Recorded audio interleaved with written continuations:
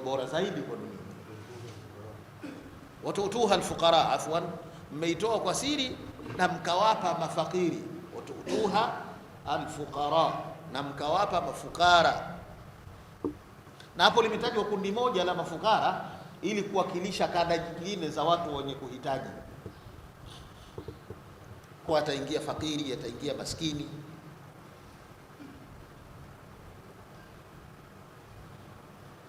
Fakiri na maskini ni makundi mawili tofauti yao ndogo. Wote hawana mali wala kitega uchumi kinachowatosheleza katika haja zao za dharura. Maskini kama mahitaji yake ya siku, matumizi yake ya siku ni shilingi 10,000, anachokipatia 7,500 hivi. Kwa maana yake kidogo ana ahueni, hafikii pale anapopataka, lakini ahueni yeye ana. Fakiri yeye ndo anaamka, kile kinachotokea ndo hicho Mungu alichompangia. Ikutosha ukitaka kujua kwamba maskini kidogo ana nafuu, katika kisa cha Nabiyullah Musa na Khidri. Musa alikwenda na mwalimu wake yule Khidri. Walipofika njiani wakakuta safina, jahazi, wakaomba lifti, wakapata lifti kwenye jahazi, wakaondoka zao. Wakiwa njiani, Khidri ile jahazi yenyewe anachukua katasi, anatoboa. Musa anamuuliza, mbona unaitoboa jahazi ya watu wakati sisi tumepata lifti tu? Akamwambia, bwana wewe, si nilikwambia kule bwana usiniulize jambo ninalolifanya. Walipofika, alipokuwa anamtolea ufafanuzi kwa nini alitoboa ile jahazi, alisemaje? Wa amma safinatu fakanat limasakin ya'maluna fil bahri wa kana wara'ahum malikun ya'khudhu kulla safinatin khasba. Ama ile jahazi niliyoitoboa ile, fakanat limasakin, ile ilikuwa ni milki ya maskini fulani. Ya'maluna fil bahri, wanaofanya kazi ya uvuvi baharini, wanaganga njaa baharini. Wakana waraahum malikun, na kule waendako mbele kulikuwa na mfalme jabari. Mfalme yule yakhudhu kulla safinatin ghasba, anachukua kila jahazi iliyo nzuri kwa kuipora. Kwa masikini wamefikia kipindi wanamiliki nini? Jahazi. Na wanafanyaje? Wanafanya kazi ya uvuvi baharini. Kwa maskini wanamiliki jahazi. Lakini fakiri ukiweza mpe 500 akale, wa ila atalala na njaa. Ndio tofauti ya maskini na fakiri. Wote wanahitajia kufanyaje? Kusaidiwa, ila kidogo maskini anaangalau kuliko nani? Kuliko fakiri. Tuko pamoja? Sasa hapa Mungu ametaja kada moja, kada ya kina nani? Mafakiri, mafukara, ili kuwakilisha kada nyingine za wenye kuhitaji. Wa in tufuha, na kama mtaificha hiyo sadaka mnayoitoa, watuutuha alfuqaraa, na mkawapa mafakiri, mkawapa mafukara, fahuwa, basi huko kutoa kwa siri, khairun lakum, ndio bora zaidi kwa nyinyi kuliko kule kutoa kwa dhahiri waziwazi.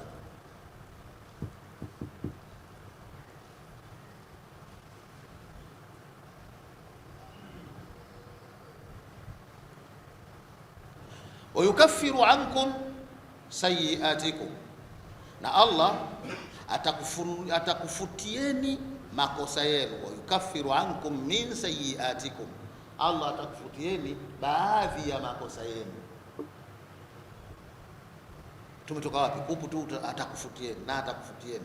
Wama tunfiqu wama anfaqtum min nafaqatin au nadhartum min nadhrin fa inna Allaha ya'lamu, Allah anaijua hicho mlichokitoa na atakulipeni kwa mujibu wa nia zenu. Lakini wayukaffiru ankum min sayiatikum, na atakufutieni baadhi ya makosa yenu.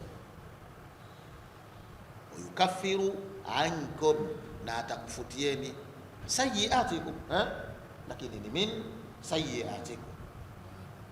Ima iwe min litab'idhi, kwa maana baadhi ya makosa, sehemu ya makosa yenu Mwenyezi Mungu atayafuta kwa sababu tu mmetoa sadaka,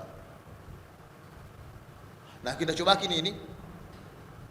itabaki yale makosa makubwa ambayo kufutwa kwake ni lazima kunahitaji at-tauba.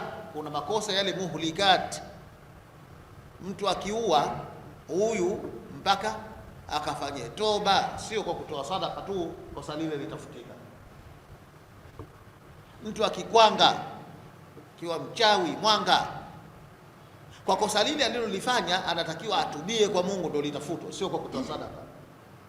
Zile as-sab'u al-mubiqat, madhambi 7 yenye kuangamiza, al-ishraku billah wa huququl walidaini yale hayafutiki kwa kutoa sadaka, yale yatafutika kwa kutubia kwa Mwenyezi Mungu Subhanahu wa Ta'ala. Kwa hiyo min ikiwa litabidhi wa yukaffiru, na Allah atakufutieni, wa yukaffiru ankum, atakufutieni nyinyi, min sayiatikum, baadhi au sehemu ya makosa yenu. Kama min itakuwa zaida, min zaida, naam, kama min itakuwa zaida itakuwa yukaffiru ankum, na Allah atakusameheni, min sayiatikum, makosa yenu yote. So min ikiwa ya zaida kazi yake ni nini? Taukidi, kwa Mungu atakufutieni makosa yenu yote. Hurufu zaida zinapoletwa kazi yake inakuwa litaukidi.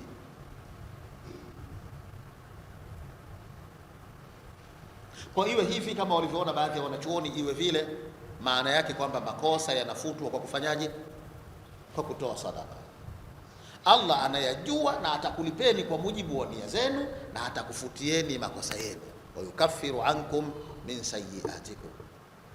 Na hadanganyiki Mungu.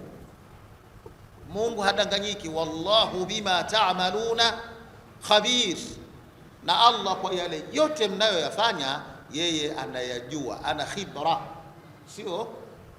sio ana khabar, bali ana khibra, ana ujuzi wa kile mnachokifanya. Mungu anakijua vizuri, wallahu bima ta'maluna khabir. Na Mwenyezi Mungu ni mjuzi wa yale yote mnayoyafanya. Aya nambari 272 ina sababu ya kushuka kwake. Pale Madina kulikuwa na watu wametenguliwa nyuma ya msikiti, wanaitwa ahlu suffa, maskini sana, maskini sana. Kwa watu walikuwa wakienda kuwapa chochote kwa ajili ya kula yao, lakini watu matajiri walikuwa wakiwapa wale, na wawapa washirikina, na wanawapa na Mayahudi, wote wanawapa, wanatoa kitu wanawapa. Hatimaye wale maskini wanaokaa pale msikitini wakaongezeka, wakawa wengi mno. Walipokuwa wengi wale, Mtume sallallahu alayhi wasallam akawaambia masahaba, sasa hivi hao washirikina msiwape, na hao Mayahudi msiwape, wapeni hawa tu Waislamu peke yao. Kwa nini? Kila siku tunapiga kelele na hawataki kusilimu, hawataki kuongoka. Allah subhana anamwambia mtume wake, laisa alaika hudahum walakinna Allaha yahdi man yasha, si jukumu lako kuongoka kwao, sio wajibu kwako wewe wale kuongoka, lakini Mungu humpa muongozo, humuongoa yule amtakaye. Jukumu lako wewe ni kufikisha dawa tu, wamekubali wamekataa, hilo sio jukumu lako wewe. Kama hukufikisha ndio utaulizwa, balligh ma unzila ilaika min rabbika fa in lam taf'al fama ballaghta risalata. Wewe fikisha kile kilichoteremshwa kutoka kwa Mwenyezi Mungu Mola wako. Kama hukufanya hivyo ndio utakuwa hukufikisha jukumu lako na utaulizwa juu ya hilo. Sasa baada ya kufikisha, wale wamekubali, ahlan wa sahlan. Hawakukubali, si jukumu lako. Dai, wewe ni mrithi wa Mtume Muhammad sallallahu alayhi wasallam. Shekhe, wewe ni mrithi wa Mtume. Mwalimu, wewe ni mrithi wa Mtume. Jukumu lako ni kutoa muongozo. Watu kukubali au kukataa sio jukumu lako. Jukumu lako watu ni kuwaelekeza. Wakikubali unamshukuru Mwenyezi Mungu, lakini wakikataa wala hutoulizwa kwa nini wale wakakataa. Laisa alaika hudahum, si jukumu lako, si wajibu juu yako kuongoka kwao. walakinna Allaha, lakini Mwenyezi Mungu jalla wa ala, yahdi man yashau, humuongoa amtakaye. Jukumu lako fikisha, naendelea watu wawape kama ilivyokuwa utaratibu ule ule. Wamekubali wapewe sadaka, wamekataa wapewe sadaka. Haya inatutaka sisi katika maisha yetu ya kijamii, hatukatazwi kuwapa chochote wasiokuwa Waislamu.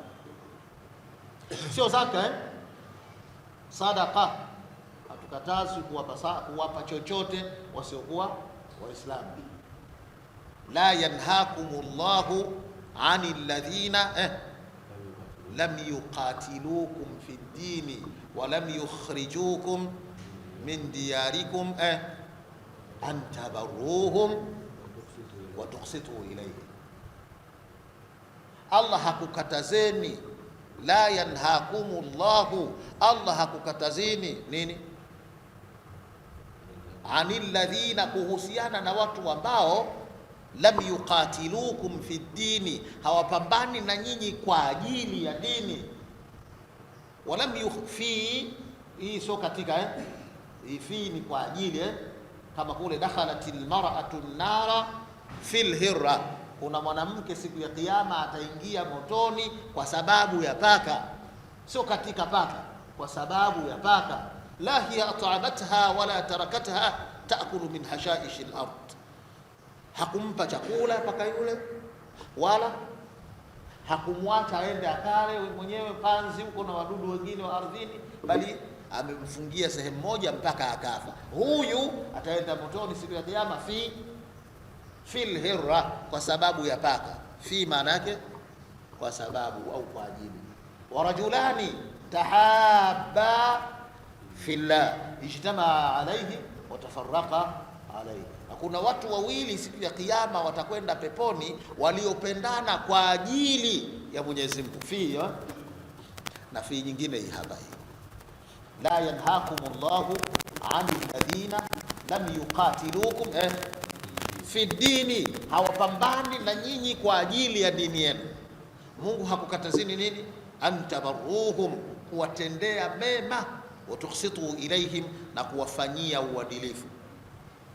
Mungu akatazi njoo toka.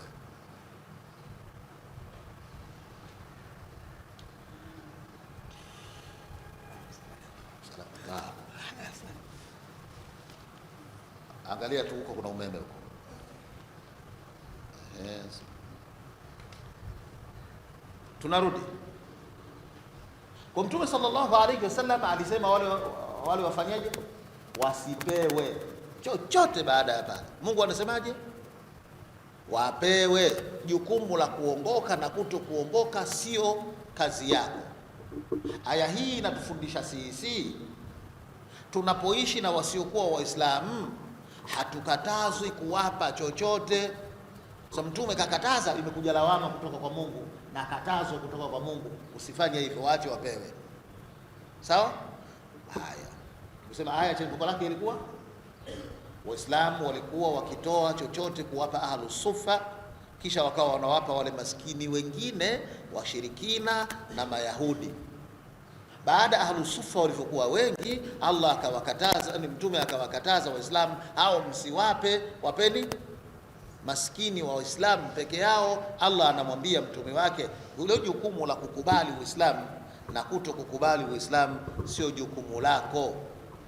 Laisa alaika hudahum, si wajibu juu yako kuokoka kwao, si jukumu lako kuokoka kwao. Walakinna Allaha yahdi man yasha, lakini Mwenyezi Mungu yeye ndio humuongoza amtakaye. Hapa kuna hidayah mbili, kuna hidayah mbili, tuna hidayatu irshadin na tuna hidayatu tawfiqi. Hidayatu irshadin na hidayatu tawfiqi, jukumu ambalo mtume jukumu lake